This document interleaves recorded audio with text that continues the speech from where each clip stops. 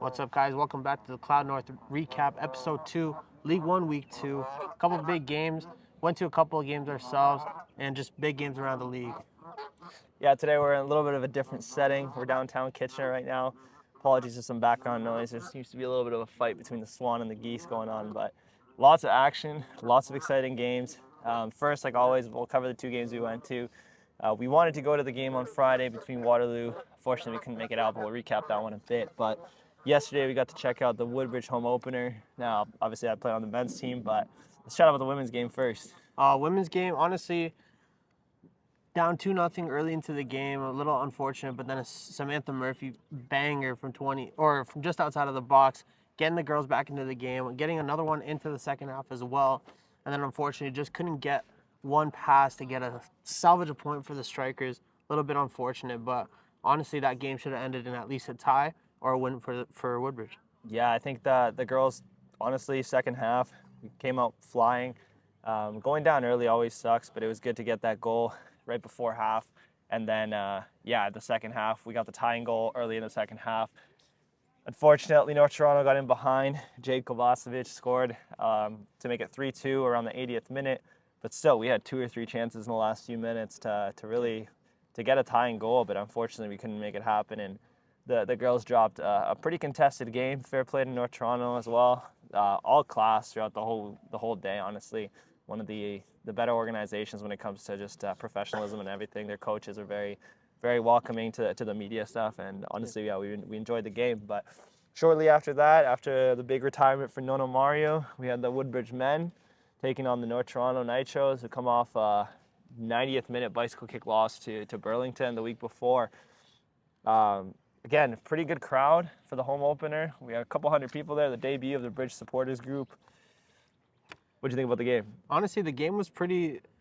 The first couple minutes were a little slow, a bit slower, and then Ronaldo Marshall scored the PK after Anthony Morano came off, and he had X getting a penalty for the boys. And then, Ronaldo Marshall, 3 goals, 2 games, really just showing that he's the number one striker right now for the Strikers, funny enough. But yeah, like second half started again, a bit kind of wish-washy, a little bit slower, and then X getting the game-winning goal, or just kind of putting the nail in the coffin at the end of the game there. A couple deflections took, but, ball went to the back of the net, and then it was a 2-0 Woodbridge striker win over North Toronto. Big home opener at the new Vaughan Grove turf, or Vaughan Grove Stadium. Beautiful facility. The whole new seatings went in. Everything just looks super class. And honestly, like, not trying to be biased, but that's definitely one of my favorite pitches in all of League 1 Ontario. For sure. I think the good thing about the game was no matter who we put into the game, they all made a pretty good impact right away. Some of the guys, battled for 90 plus minutes, running up and down the field. The game was pretty contested, especially after we got the goal near the end of that half, second half, last 15, 20 minutes. They were getting a couple chances, starting to press us a bit. So it was nice that X was able to get that second goal, give us a little bit of tranquility, and put the game to sleep. So now as we go into the next week's game, we got the doubleheader against Simco. That'll definitely be one that we're definitely going to be excited to play. Absolutely. I think it's going to be a tough game, both games. Simco, the men's team, coming off a loss against Alliance 3-1. Big result for Alliance, to be fair. But Simco just kind of seems to be struggling to catch their stride again, after that Canadian Championship loss to Toronto FC. They tied Vaughan and then had a loss to Alliance. So I still looking for their first win of the season. Woodbridge undefeated so far, so it's going to be a really tight, contested game. Big players on both sides of the field trying to look to get a result. Same with the women's. I think that the women's game is going to be really, really good too. Woodbridge 0-2 currently in the season, lost to FC London and North Toronto, looking to get their first 3 points of the league, and as well as Simcoe. They've been struggling a bit at the beginning, so both teams on both sides are looking to get a big result in this game. So I think it's going to be definitely probably the games of the week. Oh, absolutely. I don't think we looked at the whole schedule for next weekend, and obviously we might be a little biased in that sense, but I think Simcoe, Woodbridge coming off, I don't think we've lost a game going into the game. So we respect the opponents in that sense. We know it's going to be probably one of the tougher tests we've had all year. And then on the women's side, like I said, it's always an exciting game to travel all the way up to Barrie too. They do a great job with their match day experiences up there, so it'll definitely be one of the games of the season for sure. Now moving on to the scores around the league. Friday night, we were trying to go to this Waterloo FC London game. The weather wasn't really cooperating, and a couple of us were a little under the weather, but 3-1 for FC London. Logan Reich, FC Berlin legend and also Cloud North supporter, local guy from Cambridge, scored an early goal to put them up right away. And then right after that, FC London, 8th minute, they tied up. And then in that same half, Bai Coker, the ex-Waterloo player, with a 35th and 38th minute goal to go up 3-1, which ended up being the end of the game. All the goals were scored in the first half, a little bit of a slower second half, but an unfortunate result for Waterloo, coming off a couple wins, doing well to start the season. But unfortunately, FC London was a little too much for them. And like we were saying in the first episode too, some familiar faces playing their old team. Like we said, a couple of the past BVB Waterloo guys going to FC London, coming back to Waterloo to play them in the first game of the season, and a big 3-1 result. Like you were saying, by Coker, 2 goals against his former team. It's like, for a lot of players, it's like no better kind of feeling. You know what I mean? Like getting one against the old team. I don't know if he celebrated or not, but personally, I definitely would have had a big celly if I would have scored against my old team. Yeah, I think too, the coach at Waterloo now, coming from FC London before, now getting to play against FC London again at home, I'm sure he wanted to win that game. So I'm sure they're going to try to bounce back before their big game against Derby this coming Friday at home as well. Also on Friday, kind of a rare one for us to cover, but I think it's worth a note. Masters FAL2, which is a partnership with North York Academy. They got their first debut win against Simco's L2 team. We're pretty close with the North York Academy guys. We know they got a quality program. They did a really good job with their match day.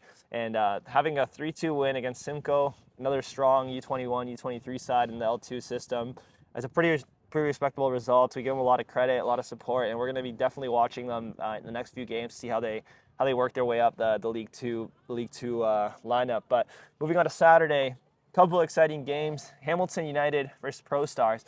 1-1 tie. Hamilton United gets their first points of the season.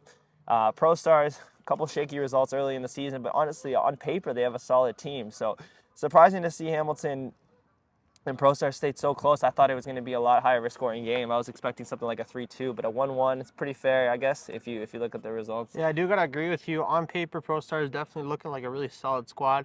They got their man up top, Milan Bender, as well as Lucas Doros in the middle. And ex-Scrosoppi player Niko Blaskovic played really, really well last season for Scrosoppi.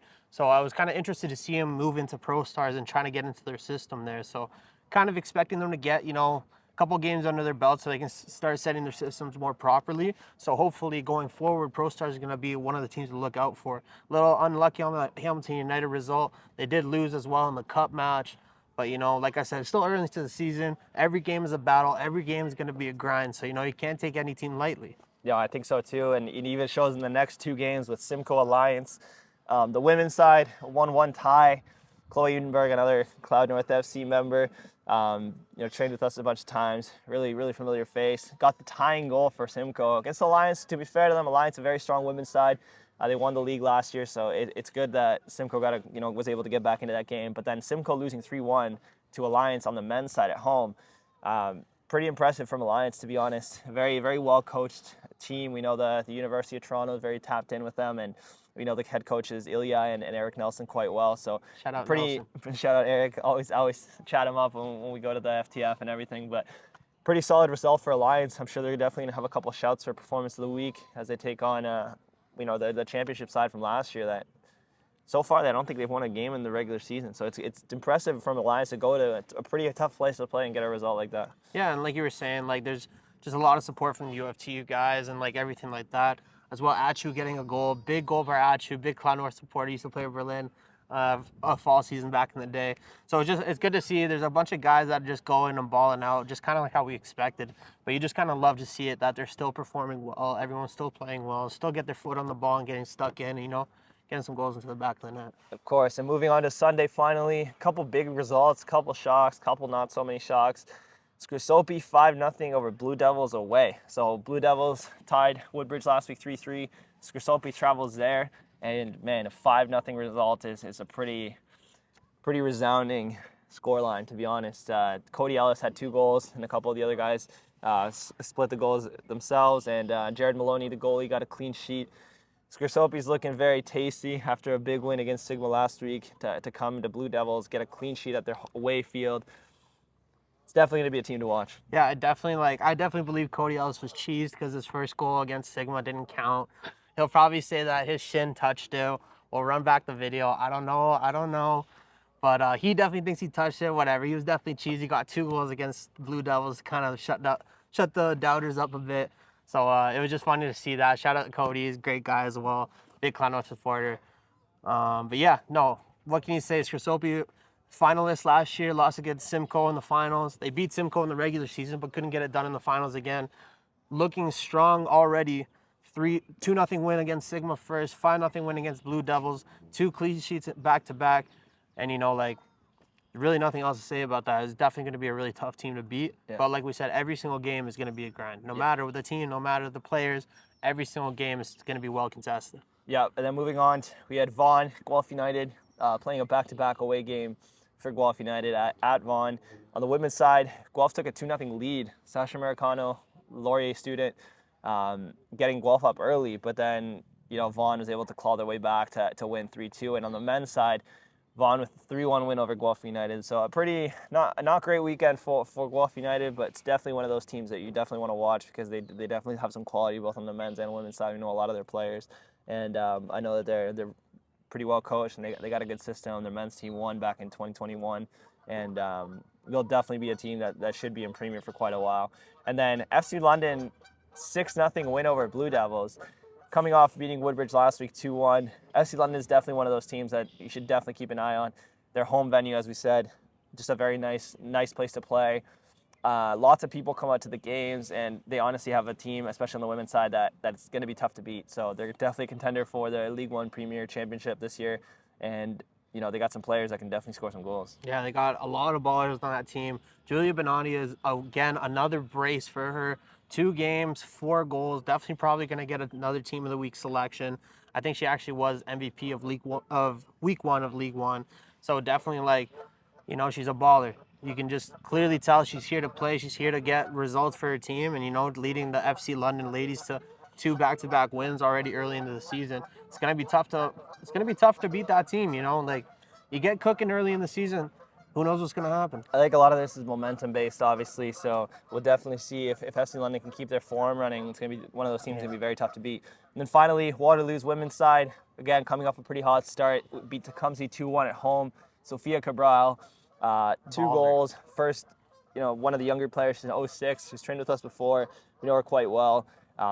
Impressive result, to be honest, to keep getting those wins for Waterloo in the championship as they try to, chase that promotion next year. So it'll be interesting to see if they can keep this kind of form going. I know they got a couple players coming back from school now, so it'll definitely be one of those teams to watch. Yeah, definitely. I believe BVB, especially on the women's side, is looking like a really decent squad. They got a lot of vets on there, like Danny Sauvé, Alison Beaumont, just kind of like gluing the pieces together and just helping these young stars like Sophia Cabral really get up there and score 2 goals, win the game for Waterloo in that one.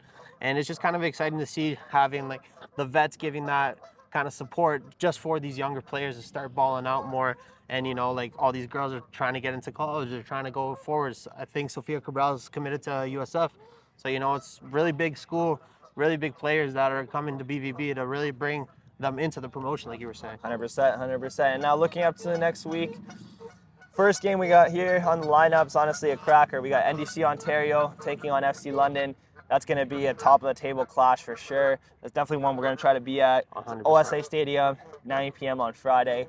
Then at the same time, 1 hour earlier here in Waterloo, we got Waterloo against Derby. Waterloo looking to get a win after a loss last week. It'll be here in Kitchener-Waterloo area at Rim Park, so it'll be one we're going to definitely try to come out to. And then next Saturday, as we mentioned earlier, we got the doubleheader, which I think is the match of the week. Simco versus Woodbridge, home game for Simco. 2 p.m. for the women's kickoff, and then 6 p.m. for the men's kickoff. It'll be interesting to go out there to JC Massey Field. Again, a great home venue for them to play at. A lot of respect for Pete Racco and the rest of the team at Simco, but it's definitely a game that we're going to want to win. Moving on to the last few games here that we found that are pretty tasty. Burlington versus Guelph. Guelph hosting Burlington at Centennial Bowl on Saturday at 2 p.m. that's going to be an exciting game. Burlington's in pretty good form. They got another win this weekend against Sigma 3-1 after winning last week 3-1 as well, 3-2 as well with a 90th minute bicycle kick as we talked about. So that Guelph-Burlington game will be interesting for sure. It's also cool because they play on grass, so it'll be a different kind of game to the turf games we've been used to. It's completely different. The Centennial Bowl is completely different. You can just kind of tell from the vibes of it. Like Guelph, they're going to play hard there, and they're always going to play hard. You know, they have Gray Yates scoring like a 22-yarder half volley against Vaughan to tie the game up. Unfortunately, obviously, the result didn't go their way. But, you know, there's a lot of top ballers on that team. Jack Sears, another great player that hopefully we get to see him play this week and, you know, help Guelph United get a result over Burlington. Absolutely. That'll definitely be a tasty one. We're going to keep an eye on. And then finally, last two games for Sunday. We have on the Premier Division, we got Hamilton United versus Blue Devil. Both teams on 1 point. Hamilton playing back at home, probably looking to get a win, and Blue Devils is definitely going to come firing, looking to avenge that 5-0 loss against Scrosoppi. So that'll be one to definitely keep an eye on. Sunday, 7 p.m. kickoff. And then another one that we think will be kind of interesting. Sudbury Cyclones obviously just got a big 4-0 win at home against Alliance away. They're taking on Masters FA. Their League 2 team, so the North York team that we were talking about earlier, away. So they're traveling all the way down here from Sudbury, Sunday, 4 p.m. What do you think about that one? Honestly, interesting to see what Sudbury's going to do. They had a big first game. The one player got a hat trick, and then our boy Stan getting the fourth one, ending the game. Little nail in the coffin there. But like we said, we've been watching the Masters FA. We've been seeing their League 2 team, like the North York Academy guys, play for a couple years. So we know about the class. We know about the talent that they have. So regardless, every single game is going to be a battle. Like we said, it doesn't matter if it's Premier Division or if it's League 2. Everyone's coming here to play. Like, we have something big. Everyone has something big to show. And that's, like, a really important part for this, right? And especially, like, for having those young guys and then the new team of Sudbury Cyclones coming down here to play. It's just going to be interesting to see. Absolutely, and that's the thing about the beauty of the new system here in League 1, that you have the promotion relegation. So Sudbury being a new team, they're backed by the OHL team up there. And obviously North York, they're a high ambition kind of team. They want to be in League 1. They've done everything in their power to become one of the staple clubs in the New York region. So that'll definitely be a tasty matchup to keep an eye on. Sunday at 4 p.m. kickoff. Again, a lot of these games could go either way, so it'll be interesting to see. But yeah, that's pretty much wraps it up. Feel free to send us a message, engage if there's any other games that we missed that you want us to come cover or take a look at. You know, you have our tags, Cloud North Visuals on Instagram, of course. Send us a DM, or if you want to post any of your highlights, anything like that, message us on Cloud North TV and Cloud North FC, and you know, keep an eye on our socials for all sorts of coverage. But thank you for tuning in, episode number 2, and yeah, we'll see how these games go. Yeah, and just quickly before we end here, like you said, if you have any clips you want to send us, make sure to send it to info@cloudnorthtv.com. We want to start posting a couple of the goals around the league. I think it'd be a really good idea. Maybe like a top 5 goals of the week. So if you have any goals, VO clips, whatever you have, make sure to send it at info@cloudnorthtv.com so we can review it. And, you know, maybe you'll see it yourself in the next episode.